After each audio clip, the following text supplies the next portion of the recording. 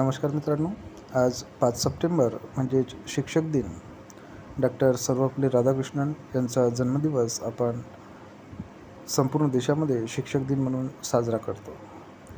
मित्रांनो, हा शिक्षक दिनी साजरा करताना आणखी एक गोष्ट प्रकर्षाने जाणवते की ती म्हणजे शिक्षणसेवक हे पद.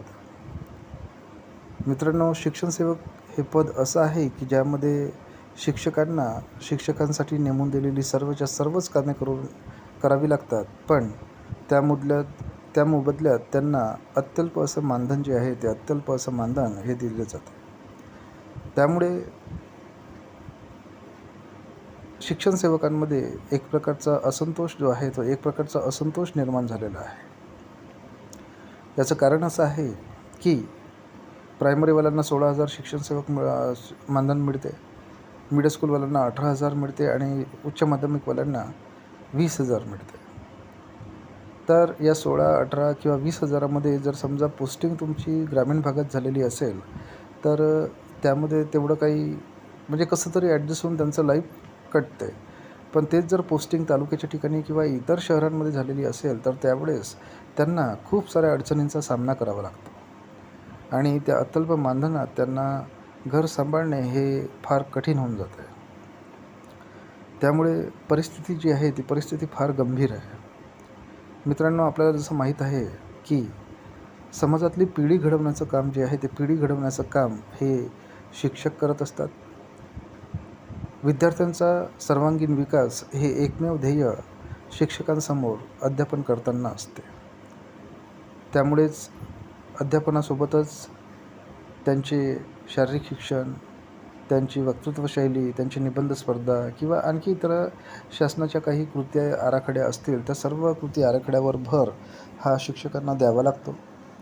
आणि त्यामुळेच विद्यार्थी जो आहे तो विद्यार्थी आपल्या अंदरची क्षमता जी आहे ते आपल्या अंदरची क्षमता ओळखतो आणि त्या दृष्टीने समोर वाटचाल करतो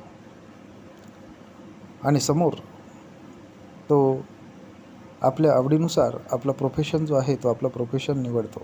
म्हणजेच कोणी डॉक्टर बनतो, कोणी इंजिनियर बनतो, कोणी वकील बनतो, कोणी जज बनतो, कोणी पोलीस बनतो, कोणी मिलिटरी बनतो. हे ज्याच्या त्याच्या शारीरिक आणि बौद्धिक क्षमतेवर अवलंबून आहे. पण हे सर्व नेण्यामध्ये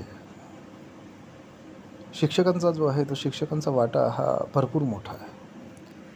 पण त्यामध्येच आपल्याला असा विरोधाभास दिसते की खूप अत्यल्प अशा मानधनामध्ये त्या शिक्षणसेवकांना हे काम जे आहे हे काम करावं लागते. त्यामुळे त्यांच्यामध्ये असंतोष निर्माण होऊन एक परिस्थिती गंभीर निर्माण होते. पण तरी पण ते खंबीर राहून आपलं अध्यापनाचं काम जे आहे ते आपलं अध्यापनाचं काम हे बरोबर करीत असतात. मित्रांनो, आपल्याला माहीत आहे की शिक्षकाला एक नोबल प्रोफेशन म्हणून गणलं जाते. कारण याला नोबल फक्त याच्यासाठीच म्हणतात की समाजातले बाकी इतर सर्व प्रोफेशन हे काहीतरी वेगळं असा विचार करतात, पण शिक्षक जो आहे हा नेहमी आपल्या प्रोफेशनबद्दल आणि विद्यार्थ्यांबद्दल चांगला विचार करतो. याचं स्पष्टीकरण मी असं देतो मित्रांनो की जर समजा एखादा डॉक्टर आहे तर डॉक्टरला असं वाटते की लोक बिमार पडतील नाही तर माझ्याकडे येतील कसे आणि माझा आर्थिक उद्धार होईल कसा. पोलीस म्हणतो जिथपर्यंत समाजामध्ये गुन्हे घडतील नाही तर आमचे पोलीस स्टेशन काम करतील का. न्यायाधीशाला असं वाटते की जिथपर्यंत कोर्टात खटले येणार नाही तर माझी नोकरी टिकून राहील का. वकिलाला असं वाटते की जिथपर्यंत अपराधी किंवा ज्यांच्यावर अपराध झालेला आहे असे लोक जिथपर्यंत माझ्याकडे येणार नाही तिथपर्यंत माझं घर कसं चालेल. या विवंचनेत हे लोक असतात.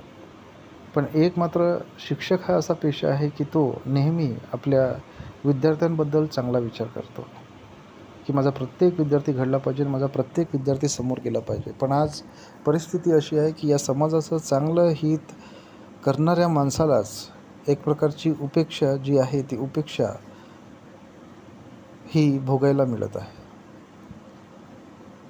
माझी सन्माननीय शिक्षण मंत्री, सन्माननीय मुख्यमंत्री, सन्माननीय उपमुख्यमंत्री या सर्वांना त्रिवार हात जोडून विनंती आहे की शिक्षणसेवक हे पद रद्द करा आणि त्यांना सहाय्यक शिक्षकाचा दर्जा देऊन त्यांना पूर्ण पगारावर आणा.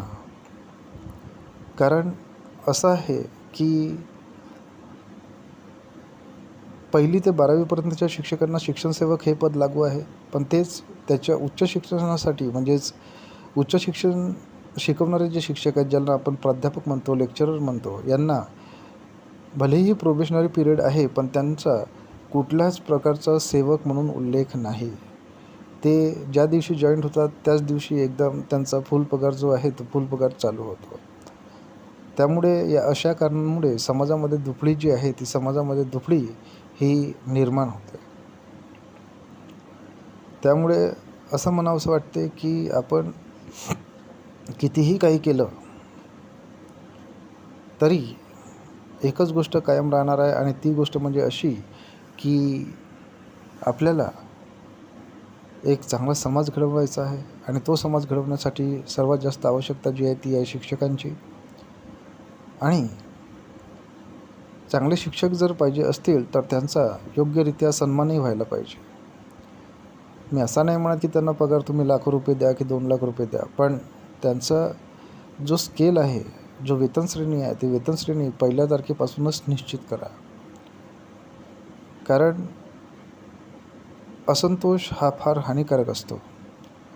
जर समजा शिक्षकांमध्ये असंतोष असेल तर ते अध्यापनाचे काम बरोबर करणार नाही आणि अध्यापनाचे काम बरोबर करणार नाही तर त्याचे गंभीर परिणाम हे मुलांच्या शिक्षणावर होतील.